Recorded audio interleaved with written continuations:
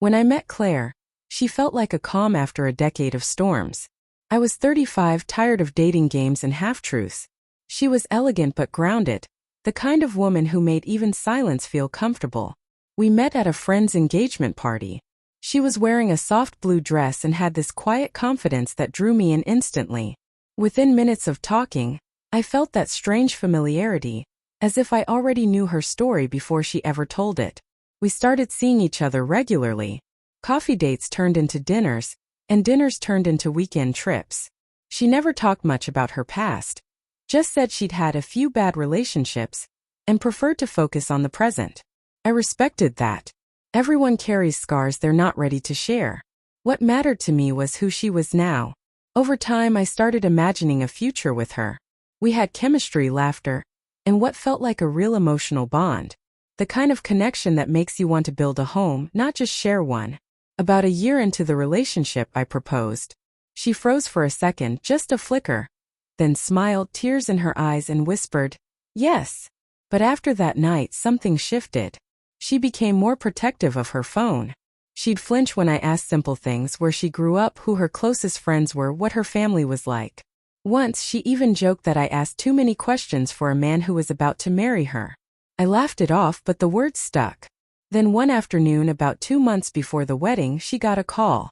Her tone changed instantly, low, nervous. She stepped outside to take it, but through the window I caught her saying, "They can't find out yet." My stomach twisted. When she came back, she acted like nothing happened, smiled, and asked if I wanted to go out for dinner. That night I couldn't sleep. For the first time, I felt that same cold curiosity I'd seen destroy other men's peace, the need to know what she was hiding. The next morning I decided to follow my gut and her routine. She said she was meeting a former coworker for brunch, but something about the way she avoided eye contact when she said it made me suspicious. So I waited a few minutes after she left, then got in my car and followed from a distance. She drove to a quiet suburban area, not a cafe. She parked in front of a small 2-story house with a fenced yard and toys scattered on the porch. My first thought was that she might be helping a friend, maybe babysitting. But then I saw her step out of the car, and 3 kids came running toward her. 3. Not 1, not 2, 3 children, all under 10. They shouted, "Mommy!" as they wrapped their arms around her legs. She bent down, hugging them tightly, tears in her eyes. It was a scene that didn't belong to a stranger. It belonged to a mother. I sat frozen in my car, my heartbeat pounding in my ears. My fiancée, the woman I thought I knew inside out, had just been living a double life. She looked over her shoulder once, scanning the street, and for a brief second I thought she saw me. But she didn't. She just smiled at her kids and walked them inside.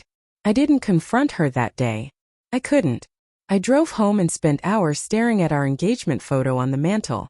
Every memory replayed differently. The nights she stayed over only on weekends, the trips she canceled last minute, the time she'd said she needed quiet days for herself. It all made sense now. That night she came home, kissed me softly, and asked if I'd missed her. I smiled, pretending I hadn't seen anything. Inside, my world was collapsing, but I needed her to tell me the truth herself. I wanted to see if she'd choose honesty over the comfort of her lie. A week later she finally did, though not because she wanted to. It happened 2 nights before our wedding. We were sitting on the balcony, the city lights flickering below, when she suddenly went quiet. She'd been restless all evening, pacing, checking her phone, glancing at me like she was measuring whether I'd already figured something out. Then she took a deep breath and said, "There's something I have to tell you before we get married." My chest tightened. I didn't move. She looked down at her hands, trembling slightly. "I have kids, Aaron. 3. 2 boys and a girl." She waited for me to explode, but I didn't. I just stared, calm, too calm. "And you were going to tell me when?" "After the vows." Tears streamed down her face. "I wanted to, I swear. But every time I tried, I got scared you'd leave. Their father walked out on us when my youngest was still a baby. I didn't want to scare you off with my baggage." I laughed.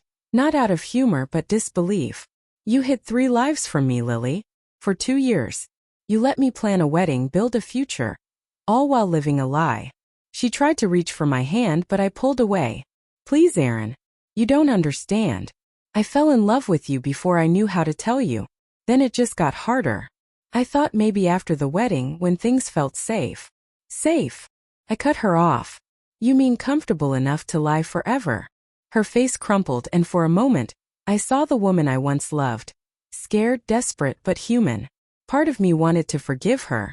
The other part knew trust once shattered like this could never be rebuilt. The next morning I left. I didn't yell, didn't argue. I simply walked out, leaving the ring on the kitchen counter. Weeks later she sent me pictures of her kids. Smiling, innocent, unaware of the chaos their mother caused. I looked at those faces and realized something. She didn't just hide her children from me. She hid herself. And maybe that's the worst betrayal of all. When someone makes you fall in love with a version of them that never really existed.